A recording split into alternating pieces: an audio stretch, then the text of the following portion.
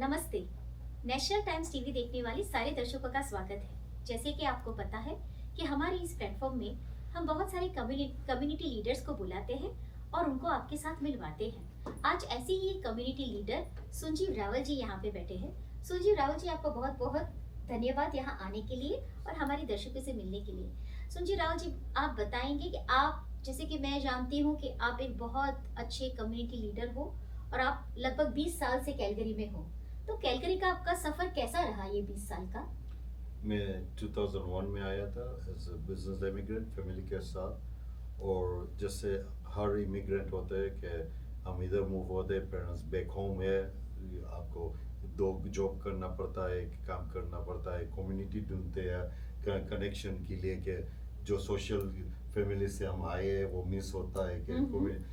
क्या हम जो कल्चरल करते हैं वो सब।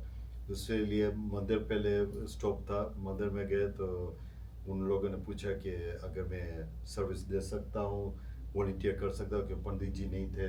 तो शाम को 3 महीने तक मैंने मंदिर खोला और पूजा की और मंदिर में सेवा दी।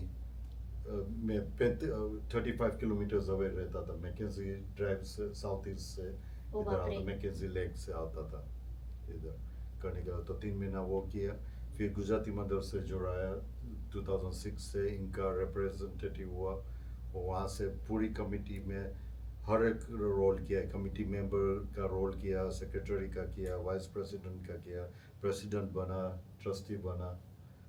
तो 10 साल पूरा एक्टिव रोल किया उसमें।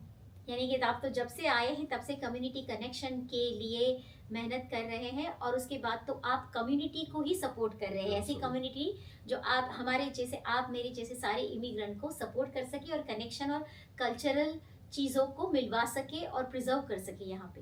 ये तो बड़ा ही नोबल आप काम कर रहे हैं। पर हम एक्साइटेड इसलिए भी है कि आप अभी सिटी काउंसिल के इलेक्शन में भी लड़ने के लिए तैयार खड़े हुए हैं। जी जी। तो एकदम से ये कम्युनिटी वॉलंटियरिंगशिप से आपने इतना बड़ा ये डिसीजन कैसे लिया और क्यों लिया? हमारा मेन थिंग जो हिंदू कम्युनिटी है कि इंडियन कम्युनिटी है, उसकी आवाज़ गवर्नमेंट को पहुंचाने के लिए, कि फेडरल गवर्नमेंट के ऊपर लेवल के, कि कोई सुनने वाला भी हो।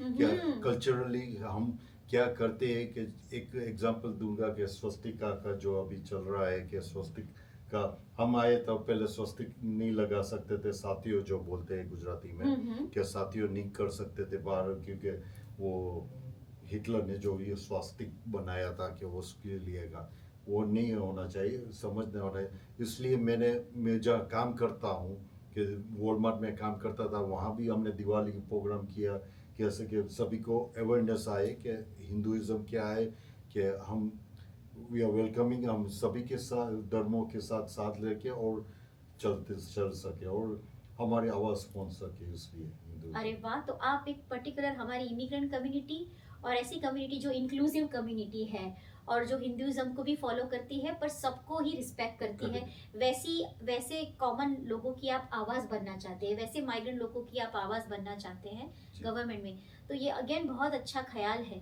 लेकिन मैं ये भी बताना चाहूँगी कि ये मुश्किल तो बहुत रहा होगा आपके लिए। तो आपने कितनी मुश्किलों से आप यहाँ तक पहुँची, ये डिसीजन तक? मुश्किल तो है, हर काम में मुश्किल होता है, पर लोगों का साथ, हिंदुज़म के मंदिर का साथ, इंडियंस का साथ, जो साथ मंदिर में काम करता है, मंदिर वाले के सभी के साथ जो है, कम्युनिटी का जो साथ हो, तो कोई भी काम मुश्किल नहीं हो सकता, आसान हो जाता है, क्योंकि सब आपके साथ खड़े रहते हैं और आपको मोटिवेट भी करते हैं, इंस्पायर भी करते हैं और सिखाते भी है। जो भी मैंने सीखा है कम्युनिटी से सीखा है, आपसे ही सीखा है, बस जहाँ कम्युनिटी कैनेडियन से ही सीखा है जो भी है। अरे वाह! सो कनाडा के आपके काम से ही आपने सब सीखा है। तो और अगर ये आप कम्युनिटी की आवाज़ बनना चाहेंगे, तो आप अपनी कम्युनिटी के लिए क्या-क्या करना चाहेंगे संजीव जी? जो पहला मेरे वार्ड का जो है, वार्ड का आवाज़ बनना है।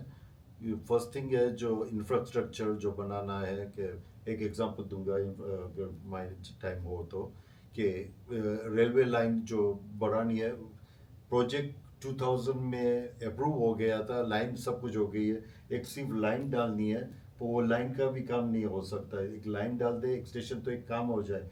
इतना खर्चा किया है उसके ऊपर कि लाइन का इंफ्रास्ट्रक्चर बनाने का, तो एक लाइन ही डालनी है, उसमें जॉब भी मिलेगा सभी को, जो काम करेंगे वो सुविधा भी मिलेगी, जो लोग रहते हैं उधर उनको आने जाने का इजी हो जाए, जो इमिग्रेंट्स है कि जो गाड़ी नहीं चला, जिसके पास हाँ गाड़ी जी। नहीं है तो वो भी काम हो जाए उसका।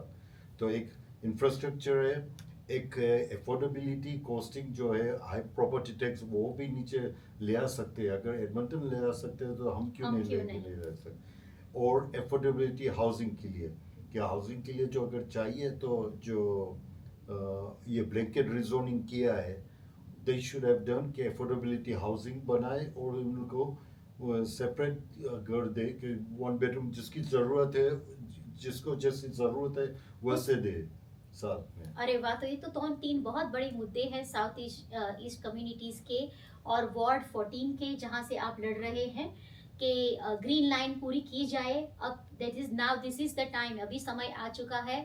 ज़ोनिंग अफोर्डेबिलिटी बढ़ानी जाए और हर टाइप के घरों की रिक्वायरमेंट दी जाए कि जैसे अलग-अलग टाइप के लोग वहाँ पे रह रह सकें सके। और डाइवर्स कम्युनिटी बन सके बन साउथ सके। ईस्ट में।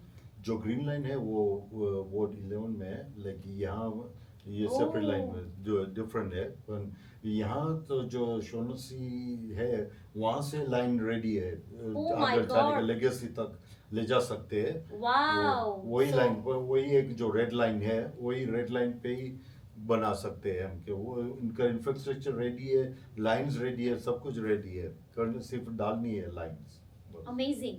तो ये तो बहुत अच्छे आप एजेंडास लेकर आगे बढ़ रहे हैं। हम और हमारे सूर्य दर्शकों आपके साथ है।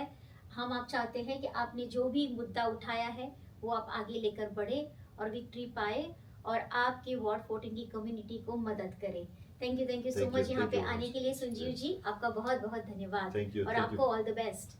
Thank you for having me over here. Thank कोई you. बात I नहीं, ये appreciate પાર્ટ it. નહીં લઈશું આપણે। જી.